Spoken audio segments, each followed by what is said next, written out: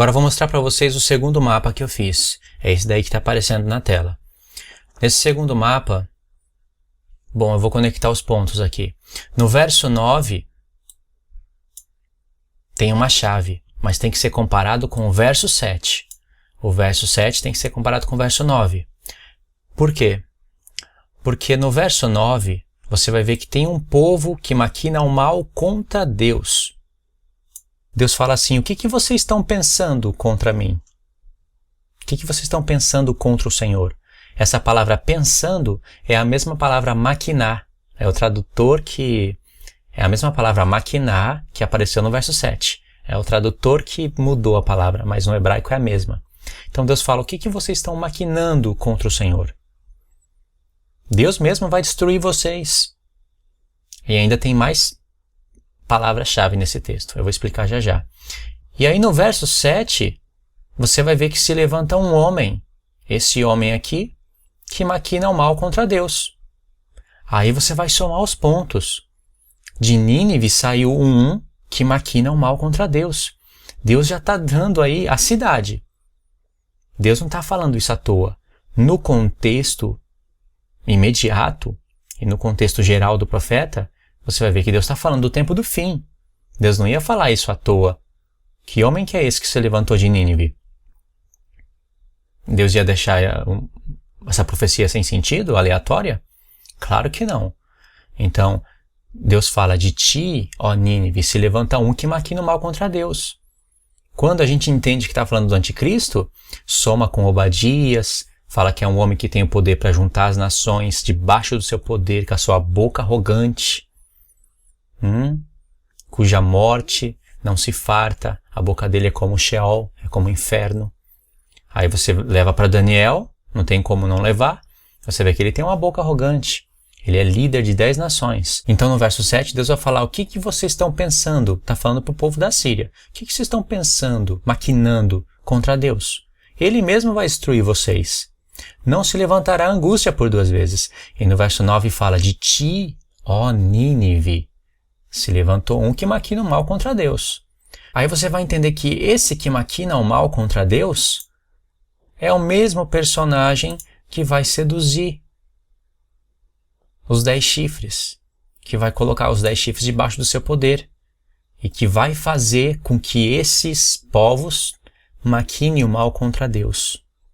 Entende a conexão? Então você vai ter um que maquina o mal contra Deus, que ele é aqui o conselheiro de Belial,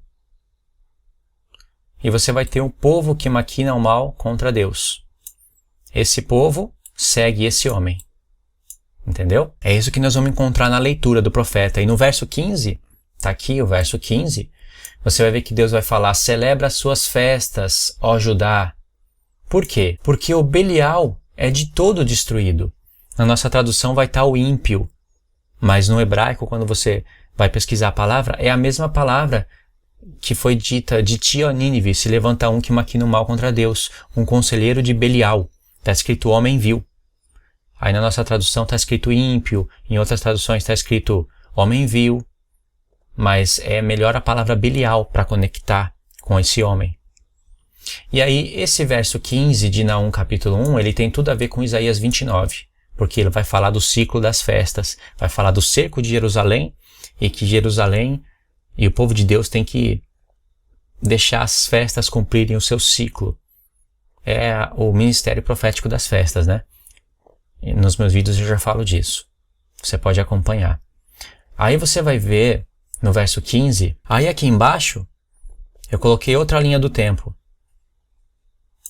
Naum capítulo 2 e Naum capítulo 3. Eu coloquei só algumas informações, porque nós vamos ler, né?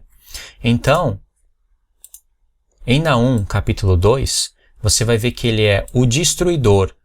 Está escrito destruidor, mas no hebraico é a palavra dispersador, aquele que dispersa.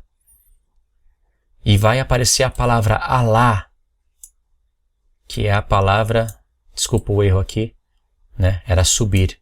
Eu coloquei subir. Agora já está renderizado, o mapa não tem como consertar. É a palavra subir. A palavra subir no hebraico é a fonética Alá. A palavra maldição é a palavra lá.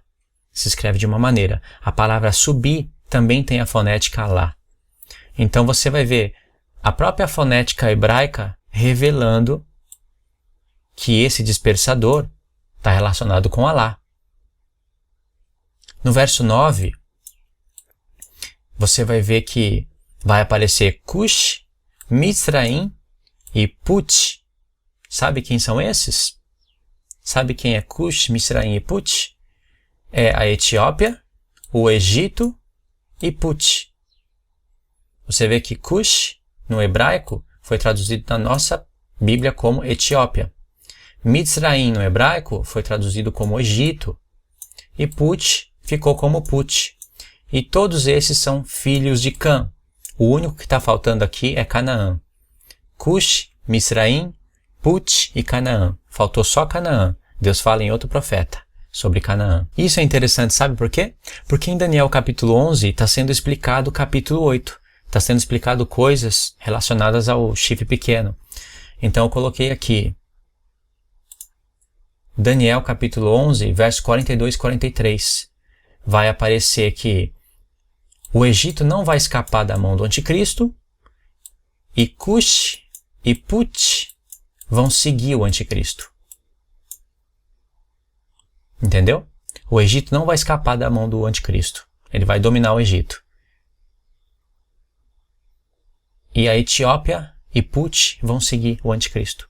Daniel 11, verso 42 e 43. É uma chave. Se você conectar ela com Naum, capítulo 2. Ou capítulo 3. Acho que é Naum, capítulo 3. E aí eu fiz mais um mapa mental, só mais um, para explicar só mais um detalhe importantíssimo que está em Naum, capítulo 3. Naum, capítulo 3. Aqui eu coloquei o rei da Síria. O mesmo desenho de antes. Aqui eu coloquei Cã, Cush e Nimrod. Aqui eu coloquei gafanhotos, né? E aqui eu coloquei príncipes como gafanhotos. E aqui está Nabucodonosor, ok? Agora eu vou ligar os pontos. Eu vou mostrar o que tem em Naum capítulo 3. A gente, quando for ler Naum capítulo 3, não pode se esquecer do que foi falado em Naum capítulo 2 e em Naum capítulo 1. Não pode se esquecer, tem que ligar os pontos. Então é o seguinte, Naum capítulo 3 vai aparecer o rei da Síria. Quem é esse rei da Síria? Por que Deus tem que falar do rei da Síria? Num contexto no qual ele fala de ti, ó Nínive, se levantou um conselheiro de Belial, um que maquina o mal contra Deus. E Deus já havia feito uma pergunta para um certo povo, que é o da Síria. O que vocês estão maquinando mal contra Deus? Ele vai destruir vocês. E aí, em Naum capítulo 3, vai mostrar que esse rei da Síria, ele tem príncipes. E os príncipes dele são como gafanhotos. Esses gafanhotos está em Joel. Está em outros profetas também, mas em Joel é bem claro. É o exército que vem do norte. Olha que tremendo. Isso é maravilhoso. E outra, por que Deus tem que falar do rei da Síria? Esse rei da Síria é o mesmo Belial. É o mesmo homem que vai subir contra o povo de Deus. É o mesmo dispersador. Agora, por que Deus está falando da Síria e de Nínive em Naum? Conectando com o dia do Senhor, dia da ira, que ele é vingador, falando do sexto selo. Não pode esquecer de todos esses detalhes. Por isso que é bom o mapa mental. Deus está falando do sexto selo 100% em Naum capítulo 1. E a gente sabe o que está acontecendo no sexto selo.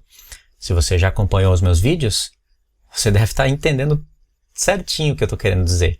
Se você não acompanhou os meus vídeos, esse foi um dos primeiros que você assistiu, assista esse vídeo que está aparecendo aí na tela, onde eu falo sobre os selos e as trombetas. Vai valer a pena. Esse vídeo vai te levar para outros vídeos e você vai somar com esse daqui, ok? Então, em Naum capítulo 3, vai falar, por exemplo, do rei da Síria. Por quê?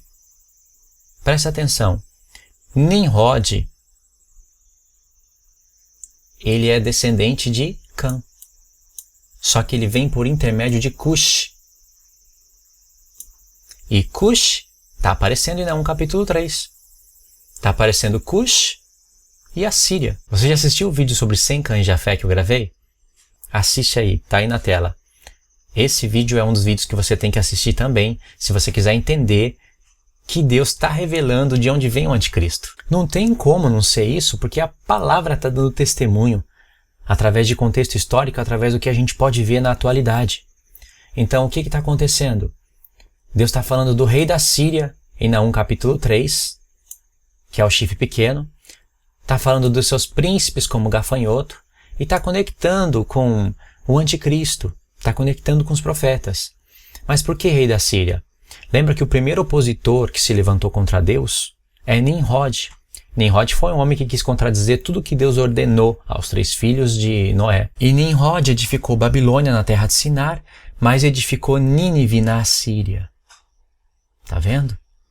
Lá onde tem o rio Eufrates. Alguns séculos depois, adivinha o que acontece lá na Babilônia?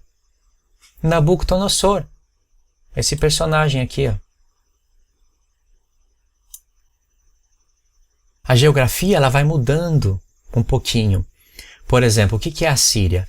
A Síria é Ashur, filho de Sem, descendente de Sem. Então esse filho de Noé, que é Ashur, chamado de Assíria, na Bíblia virou um reino, né? Se tornou um reino que se colocou contra Deus.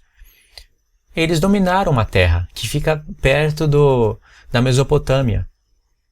Então inclui partes da Babilônia. Babilônia, que é chamada na Bíblia de Babel, a nossa Bíblia está escrito Babilônia e Babel, mas é o mesmo nome no hebraico. Babilônia foi Nimrod que edificou. Aí lá no futuro se levanta Nabucodonosor, começa a blasfemar contra Deus, né? Tem toda aquela história que está revelada em Daniel.